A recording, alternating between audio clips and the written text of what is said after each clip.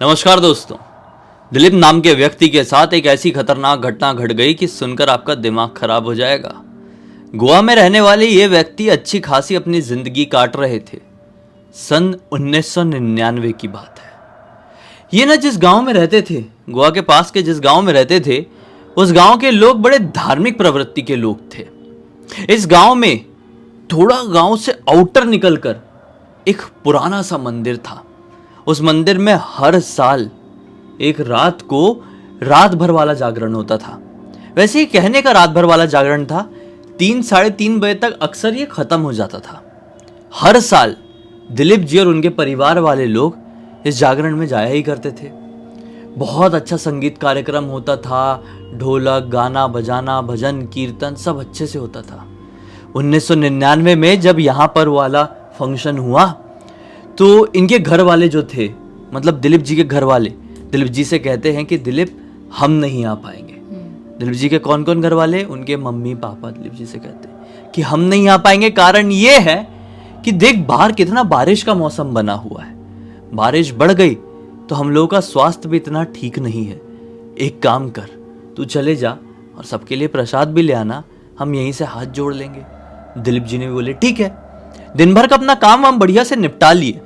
रात के 8 बजे के आसपास वो इस मंदिर में पहुंच गए। मस्त से भजन कीर्तन हुआ, ये पूरी तरह से इन्वॉल्व रहे और पता ही नहीं चला कि आज भजन कीर्तन कैसे रात के 2-2:30 बजे खत्म हो गया। सबसे बड़ा कारण ये था कि बारिश लगातार बढ़ रही थी। 2-2:30 बजे के आसपास बारिश हल्की कम हुई थी, इसलिए लोगों ने सोचे कि बारिश कम हुई है ना तो भजन कीर्तन करके निकल जाते हैं फटफट फटफट। अगर ज्यादा देर रुक गए तो इस मंदिर से जो गांव का रास्ता था उसके बीच में एक बहुत ज्यादा ढलान आई हुई थी। एक छोटी सी खाई जैसी कह लो, बीच रास्ते में थी। रास्ता भी पगडंडी वाला था, तो उसमें पानी भर जाता ना तो इस पार से उस पार जाना असंभव हो जाता। यानी अभी भी जो इतनी बारिश हुई थी उसकी परिस्थिति में देखकर लग गया था कि कम से कम 3 फीट 4 फीट का पानी तो भर ही गया होगा। इसलिए गांव वालों ने सोचे कि जल्दी जल्दी निकल जाते हैं, तो 2-2:30 बजे सारा पैकअप किए और फटफट सब निकलने लगे। ये बोले मेरे को कोई टेंशन नहीं है, ऐसे वो वाले खाई को क्या, मैंने दूसरे भी और बहुत क्रॉस किया हुआ। देखो भर तो गया ही होगा, भीगना तो वैसे ही है। अगर उसको क्रॉस करके जाएंगे, 4 फीट भी भरा होगा तो इतना इतना आ जाएगा, तो भीगना तो वैसे ही है। उससे अच्छा बढ़िया तैर के ही चले जाऊंगा, कोई टेंशन वाली बात नहीं है। हालांकि इनके पास साइकिल थी, इन्होंने ज़्यादा नहीं सोचे, अपनी साइकिल उठाए और पैदल। देखो साइकिल चलाना बड़ा मुश्किल सा, क्योंकि कीचड़ भी, पगडंडी वाला रास्ता बोल रहा हूँ, इसका मतलब वो कच्ची सड़क भी नहीं, वो मिट्टी वाली सड़क। हाँ। पत्थर वत्थर लगे हुए हैं, समझ लो ऐसी सड़क है वो।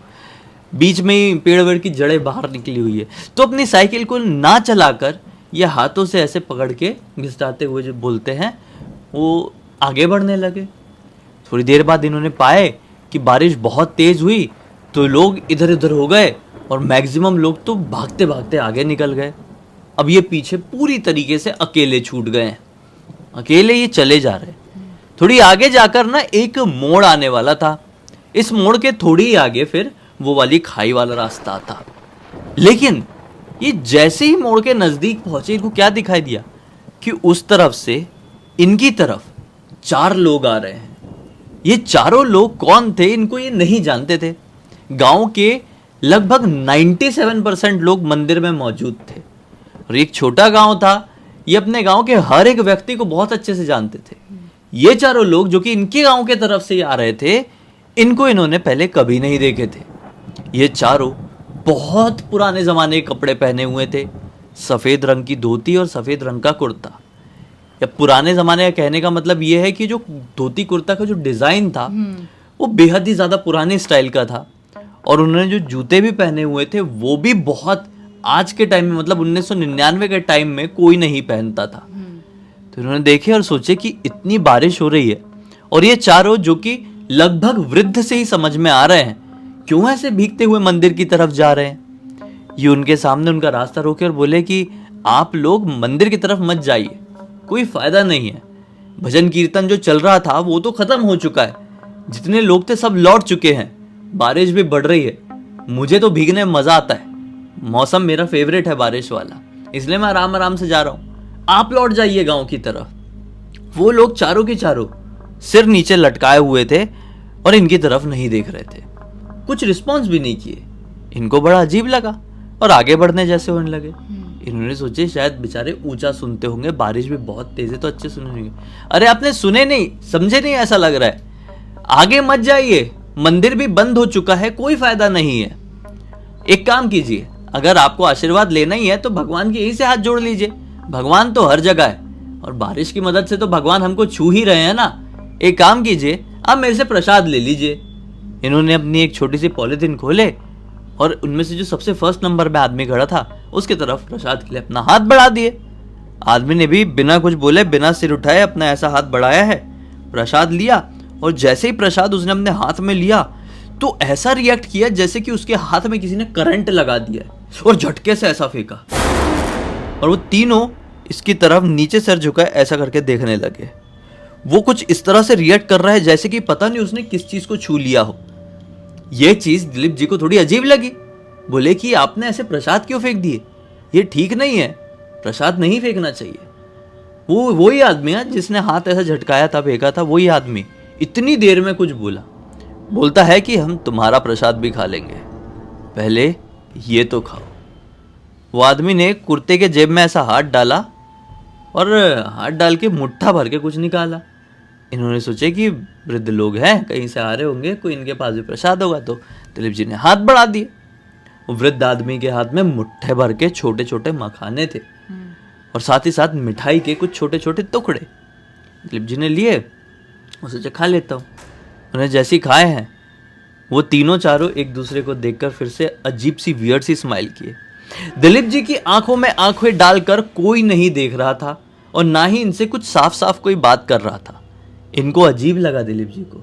प्रसाद खा तो लिए, कुछ बोलने ही वाले थे कि अब मेरा प्रसाद ले लो या फिर अब लौट चलते हैं, बारिश पड़ने वाली है, कि वो चारों वापस से मंदिर की तरफ बढ़ने लगे। अब थोड़ा ज्यादा हो गया, इनको वियर्ड सा लगा। अरे जाना ही चाहते हैं तो जाने दो, मैंने उनका दिया हुआ प्रसाद ले लिया, उन्होंने मेरा दिया हुआ प्रसाद फेंक दिए, मैंने अपनी तरफ से कुछ गलत नहीं किया, उनकी अच्छे के लिए ही मैंने बोला ना कि भाई बारिश बढ़ने वाली, उधर मत जाओ, जा रहे हैं तो जाने दो। वो चारों ऐसे आगे बढ़ गए और दिलीप जी यहीं पे अपनी साइकिल पकड़ के खड़े हैं। थोड़ा अजीब लगा ना, वियर्ड से लोग थे। एक बार दिलीप जी सोचे कि पलट कर देखता तो हूं। जैसे ही पलट कर देखे तो क्या पाए हैं, चारों की चारों के पैर जमीन में नहीं बल्कि जमीन से ऊपर है, 3 फीट की ऊंचाई में। दिलीप जी अपनी आंखें बिल्कुल ऐसे करके रह गए। ये कैसे हो सकता है, अभी तो मेरे सामने बिल्कुल नॉर्मल तरीके से खड़े हुए थे, अभी ये हवा में कैसे उड़ रहे हैं। ये घबरा गए और वो धीरे धीरे धीरे हवा में तैरते हुए आगे बढ़े जा रहे थे। दिलीप जी को घबराहट हुई। उन्होंने अपनी साइकिल, अभी तक तो हाथ से लेके चल रहे थे ना, साइकिल में बैठे और चलाना शुरू कर दिए। तेजी से चलाते चलाते वो जो एक मोड़ आने वाला था ना, मैंने बोला मोड़ के जस्ट पहले ये मिले थे, इन्होंने अपनी साइकिल मोड़ दिए। साइकिल मोड़ने के बाद अभी जो हल्की फुल्की लाइट थी कहीं से, मतलब जो आसमान की सितारों की लाइट हल्की फुल्की रही होगी, वो लाइट भी चली गई। ये मोड़ से मुड़ने के बाद ऐसा लगा कि चांदनी रात, मतलब चांदनी रात तो नहीं थी, हल्के हल्के बादल ही थे, लेकिन फिर भी कुछ थी ना जो रोशनी, वो भी कहीं गायब सी हो गई। पूरा पिच ब्लैक। लेकिन साइकिल तो चलाना था, यहां से निकलना जरूरी था। ये अंधेरे में तीर मारने जैसा अपनी साइकिल चला रहे हैं। इनकी साइकिल अचानक स्लिप हुई और जैसे ही उठे, गिरे साइकिल लेके, जैसे ही उठे क्या देखते हैं कि ये मंदिर के सामने है। ये शॉक्ड, ये इम्पॉसिबल था। ये अपने मंदिर से निकलकर अपने गांव, अपने घर की तरफ जा रहे थे, सीधा सीधा ही जा रहे थे और इस रास्ते के बारे में इनको बहुत अच्छे से पता था। लेकिन फिर ये कैसे हुआ कि इन्होंने ये मोड़ में अपनी साइकिल मोड़े और इनको अपने गांव की तरफ ही बढ़ना था, ये रास्ता गांव वाला था, ये मंदिर की तरफ वापस से कैसे आ गए। ये डर गए थोड़ा सा, अपनी साइकिल उठाए हैं और फिर जाने लगे। उसी रास्ते में पहुंचे जिस रास्ते में वो लोग इनसे मिले थे। उस रास्ते में अचानक से उस पॉइंट के आने से थोड़े पहले से इनकी साइकिल बेहद ज़्यादा टाइट हो गई, बहुत ज़्यादा। अब खड़े होके पैडल मार रहे कि खाट से चेन इनकी उतरी। बोले ये क्या हो गया, जल्दी से चेन चढ़ाता हूँ। उतर के चेन चढ़ा ही रहे हैं, बारिश हो रही है, बिजली कड़क रही है कि उसी मोड़ से वो 4 लोग फिर से इनको इनकी तरफ आते हुए दिखाई दिए। अब ये शॉक्ड, इनके पूरे हाथ पैर ठंडे पड़ गए, सब पूरा शरीर कांपने लगा। लेकिन ये उस नज़रिए को, मतलब उस माहौल को इग्नोर करके अपनी साइकिल की चेन चढ़ा रहे हैं। वो चारों आदमी लगभग इनके पास आ गए। ये घबराहट के मारे, किस्मत से चेन चढ़ गई जब तक, ये घबराहट के मारे फिर से अपनी साइकिल में बैठे, फिर साइकिल तेज चलाए, मोड़ मोड़े। वो साला खाई वाला रास्ता नहीं आ रहा है। फिर वो पिच ब्लैक डार्क अंधेरा आ गया। फिर से ये घूम फिर के उस मंदिर के सामने आ गए। ये डर गए, बोले ये चीज़ मेरे साथ लूप में कैसी चल रही है। फिर अपनी साइकिल चलाए चलाए चलाए आगे गए। उसी पॉइंट में पहुंचने वाले थे, वही मोड़ सामने दिखाई दे रहा है कि उसको मोड़ूंगा तो खाई वाला रास्ता आएगा, लेकिन नहीं। उस जगह तक जैसे ही पहुंचे, फिर से इनकी साइकिल टाइट जैसी हुई और इस बार साइकिल की ठक से चेन टूट गई। बोले शिट। ये कुछ समझ पाते कि फिर से एक बिजली कड़की खड़खड़ खड़खड़ खड़खड़, और उसी मोड़ से मुड़ के इनको वो 4 लोग वापस से इनकी तरफ आते हुए दिखाई दिए। अब बोले क्या, इनकी दिल की धड़कनें तो इतनी तेज बढ़ गई कि क्या ही आपको पता है। आप खुद समझ सकते हैं कि उस समय इनके साथ क्या हो रहा होगा। ये अपनी साइकिल वाइकल छोड़े हैं और दौड़ना शुरू किए। दौड़ रहे, मोड़ आया, मुड़े, फिर बदकिस्मती से वहीं पे बोले अब आगे नहीं जाऊंगा। 3 बार हो गया है। पहली बार साइकिल की चेन मतलब उतरी, दूसरी बार टूटी, तीसरी बार अब अगर जाऊंगा तो मैं ही ना टूट जाऊं, मेरे साथ कुछ ना हो जाए, आगे नहीं जाऊंगा। मैं घूम फिर के मंदिर के पास आ रहा हूं ना, मंदिर के अंदर जाऊंगा। ये मंदिर के अंदर गए। हनुमान जी शिव जी का मंदिर था, ये गए हैं, उनको साष्टांग दंडवत कर दिए कि मैं तो आपका भक्त रहा हूँ, हर साल आपके मंदिर में, आपके दरबार में आता हूँ, पूजा आराधना भजन कीर्तन सब करता हूँ। आज ऐसे मौसम में आया हुआ था कि मेरे परिवार के कोई लोग नहीं आए, लेकिन मैं आया, तो मेरे साथ ये सब क्यों हो रहा है? ये किस तरह की अनहोनी हो रही है? मेरे साथ क्या होने वाला है? अब आप ही मेरी रक्षा करो। कि वापस से एक जोरदार बिजली कड़की है। ये बोले अब निकलता हूँ, क्योंकि माहौल अब बहुत डरावना हो गया है। कि मंदिर से बाहर निकले, वापस से हाथ जोड़े बाहर निकलते हुए अब दौड़ना शुरू किए। लेकिन दौड़ते दौड़ते इनको इनकी साइकिल मिलनी चाहिए थी ना, छोड़ के भागे थे। उसी मोड़ के पहले इनको इनकी साइकिल दिखाई नहीं थी। ये दौड़ते गए और फिर से वो 4 लोग दिखाई दिए मोड़ से कि अब ये अपने आप को संभाल नहीं पाए। ये डर भी गए थे बहुत और इनका बैलेंस भी बिगड़ गया। पैर स्लिप हुआ और ये मुंह के बल सीधे जमीन में, पूरा कीचड़ पूरे शरीर कपड़े में लग गया। बारिश हो रही थी और अब ये बेहोश, बहुत जोर का धक्का लगा अंदर से, ये बेहोश वहीं पे पड़े हुए हैं और इनको कुछ मालूम नहीं। इनको तो लगा कि मैं गया, ये 4 पता नहीं कौन है जो कि मेरे काल के जैसे मेरे सामने आ गए, मैं नहीं बच पाऊंगा। इनको ऐसा आ गया था जब ये स्लिप होने वाले थे तभी। लेकिन कुछ समय बाद, इनको नहीं मालूम कि कितने घंटे हुए थे, कितने मिनट हुए थे, रात अभी भी थी, बारिश अभी भी हो रही थी। इनको ऐसा फील हुआ मुझे कोई ऐसा ऐसा मार रहा है, ऐसा ये हाथ के इस पार्ट में। ये जागे उस मार से, वो दर्द हो रहा था, जो भी मार रहा था चुप रहा था, उसका हाथ जो भी था। ये अपनी आँख खोलते हैं, क्या देखते हैं? इनके बिल्कुल सिर के बाजू में एक बंदर बैठा हुआ है। एक बड़ा सा बंदर, एक बेहद बड़ा बंदर।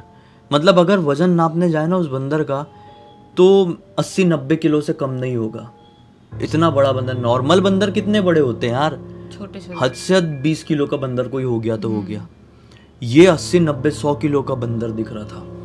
कम से कम 4-4.5 फीट की उसकी हाइट रही होगी जो बैठा था उस टाइप में। कितना बड़ा बंदर, ऐसा मार रहा है। उस बंदर का मुंह एकदम अपने सामने देखकर, और ये माहौल तो डराना था ही इनके लिए, ये बहुत जोर से डरे, फिर उठे और फिर दौड़ के भागे। और भागते भागते बताओ, इस बार जो मोड़ से मुड़े ना, इनको वो खाई वाला रास्ता मिल गया। वो पानी भर चुका था पूरा, लगभग 8-9 फीट 10 फीट बढ़ गया होगा।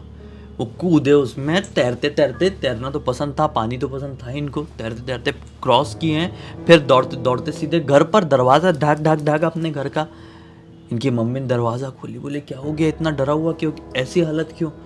इन्होंने पूरे कांड अपने घर पर बताए। तब इनको अंदर मतलब अंदर तो पहले ही बुला लिए थे, फिर इनको आराम से थोड़ा काम करके इनके मम्मी पापा ने इनको बताया कि भाई उस तरफ से तुझे इतनी रात में आना ही नहीं चाहिए था। पहली बात, उस रास्ते में हमारे ज़माने में एक बहुत पुराना शमशान घाट हुआ करता था, वो हमारे ज़माने में ही पुराना हो गया था। एक टाइम पर पूरे गांव के लोगों ने ये नोटिस करना शुरू कर दिए कि वो शमशान घाट नॉर्मल नहीं रहा, वहाँ पे आसपास बहुत सारी आत्माएं भूत प्रेत लोगों को दिखाई देने लगे। तो लोगों ने उस शमशान घाट को पूरी तरीके से बॉयकॉट कर दिया। उस शमशान घाट के सामने बड़े बड़े पत्थर चट्टान लगा के उस इलाके को पूरा ब्लॉक कर दिया। लेकिन फिर भी काफ़ी सारी आत्माएं रात बेरात शमशान घाट से निकलकर बाहर आ जाती और भटकती रहती। शायद उन्हीं आत्माओं से तेरा सामना हुआ। हमें पता नहीं था कि इतने जल्दी 2-2:30 बजे आने वाला माहौल रहेगा तेरा। हमको तो लगा था वही 4 बजे आएगा ब्रह्म मुहूर्त में। फिर इनको पता चला कि भाई ज़िंदगी में मुझे उस रास्ते में रात में कभी नहीं जाना है।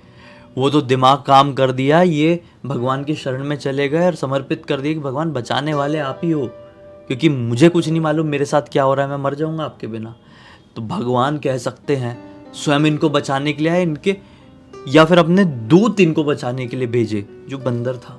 सही बात है, वो कोई दूत था। भगवान किसी न किसी रूप में किसी न किसी को भेज देते हैं। अगर वो इंसान सही है तो उसको भगवान कैसे ना कैसे बचा ही लेते हैं।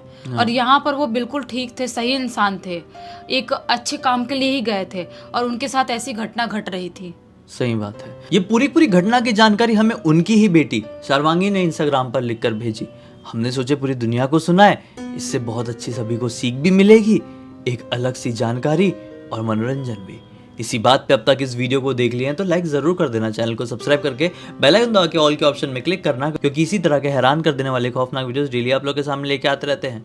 इंस्टाग्राम की लिंक इस वीडियो के डिस्क्रिप्शन बॉक्स में जाइए, क्लिक करके डायरेक्टली वहाँ पर पहुंच जाना। और इसी तरह कोई भी कहानी, टॉपिक या जानकारी आप लोगों के पास भी तो लिख भेजना, हो सकता है हमारा अगला वीडियो कल आपके हिसाब से ही बन रहा हो। तो चलिए कल फिर से मिलते हैं, तब तक के लिए बहुत बहुत धन्यवाद। आपका दिन शुभ हो।